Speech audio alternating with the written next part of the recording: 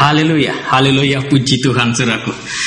Mari kita bersama-sama merenungkan firman Tuhan yang kita ambil di dalam Galatia. Injil Galatia pasal yang ketiga. Injil Galatia pasal yang ketiga, ayat yang ke-26 sampai dengan ayat yang ke-29. Demikianlah firman Tuhan. Sebab kamu semua adalah anak-anak Allah karena iman di dalam Yesus Kristus. Karena kamu semua yang dibaptis dalam nama Kristus telah mengenakan Kristus. Dalam hal ini tidak ada orang Yahudi atau orang Yunani, tidak ada hamba atau orang merdeka, tidak ada laki-laki atau perempuan, karena kamu semua adalah satu di dalam Kristus Yesus. Dan jikalau kamu adalah milik Kristus, maka kamu juga adalah keturunan Abraham dan berhak menerima janji Allah. Amin. Saudara yang kasih. Saudara yang kasih, ada satu berita yang sungguh indah daripada Tuhan, di mana di sana dikatakan barang siapa yang dibaptis dalam nama Kristus, maka dia pun akan disebut sebagai anak-anak Abraham dan berhak untuk menerima janji-janji Allah yang pernah dia janjikan kepada Abraham.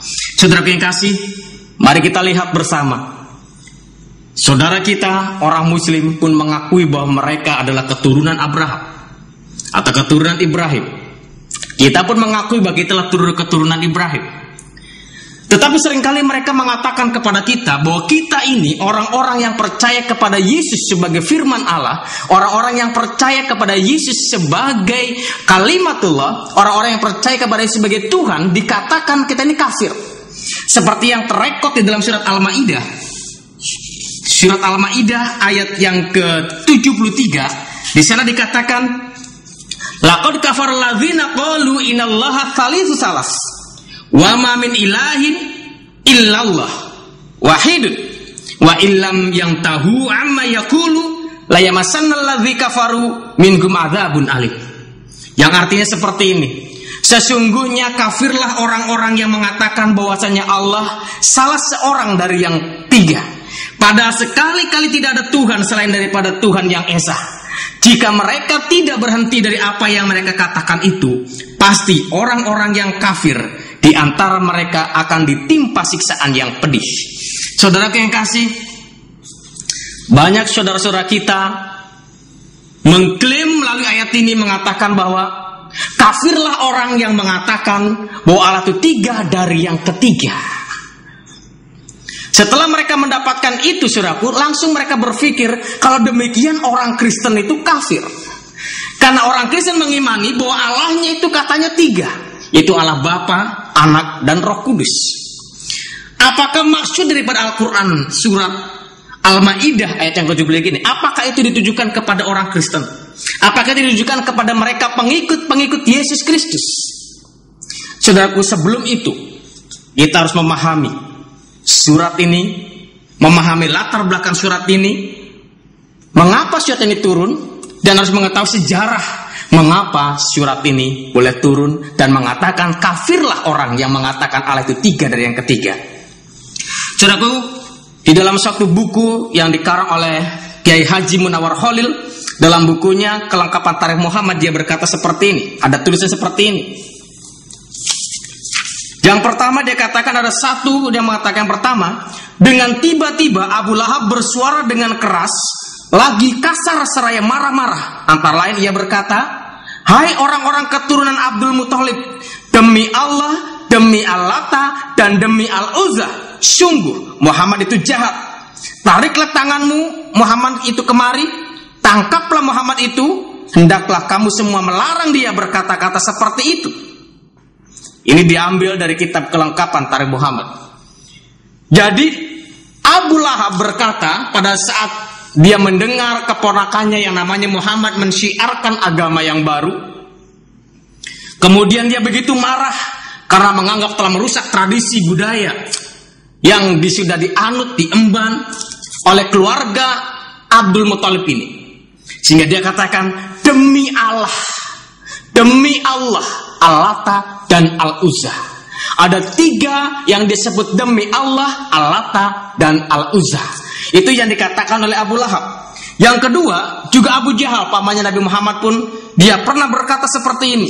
Demi Allah dan demi Al-Lata dan demi Al-Uzza, sesungguhnya besok pagi aku hendak mengambil sebuah batu yang besar dari atas gunung. Apabila Muhammad sembahyang, akan kujatuhkan batu itu ke atas kepalanya. Karena begitu marahnya, dia bersumpah demi Allahnya, dia bersumpah demi Allah, demi Al-Lata dan demi Al-Uzza. Aku akan mengambil batu besar dari gunung, dan pada saat Muhammad sholat, aku akan timpakan batu itu sehingga Muhammad bisa mati. Ini karena begitu marahnya, saudaraku. Dan ada lagi yang berkata seperti Abu Jahal pun berkata lagi, saudaraku. Dia katakan, demi Allah dan demi Al-Lata dan demi Al-Uzza, kami tidak akan berdamai dengan kamu selama-lamanya, selama kamu melarang kami menyembah yang disembah oleh orang tua kami dahulu. Muhammad SAW menjawab, demikian juga aku tidak akan berdamai dengan kamu selama kamu melarang aku menyembah Allah yang esa itu. Jadi itu perdebatan antara keponakan dengan pamannya. Yang satu, aku tidak mau berdamai kalau engkau melarang aku menyembah Allah nenek moyang kita. Dan satu lagi, Muhammad mengatakan, aku tidak akan berdamai apabila engkau melarang aku menyembah kepada Allah yang esa. Itu sudah aku perkataan demi Allah, Al-Lata dan Al-Uzza. Demikian juga ada orang lain yang mengatakan, Hakam bin Abil As melihat Utsman bin Affan sudah menjadi pengikut Muhammad, ia berkata, demi Allah dan demi Al-Lata dan demi Al-Uzza, aku tidak melepaskan belengguku ini dari dirimu selama-lamanya, kecuali engkau meninggalkan agamamu, kecuali engkau meninggalkan agama Muhammad dan kembali kepada agamamu yang lama. Jadi ada satu sumpah dari Hakam bin Abil As.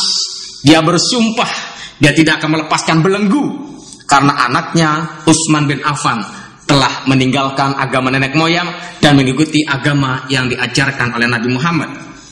Dan yang kelima, saudaraku, ada Hammah binti Abi Sofyan juga berkata kepada Sa'ad bin Abi Waqqas, demi Allah, demi Al-Lata dan demi Al-Uzza, aku tidak berkenankan engkau berteduh di bawah atas rumahku, baik waktu hujan maupun waktu panas. Dan bukan engkau saja, melainkan bagi orang yang telah menjadi pengikut Muhammad.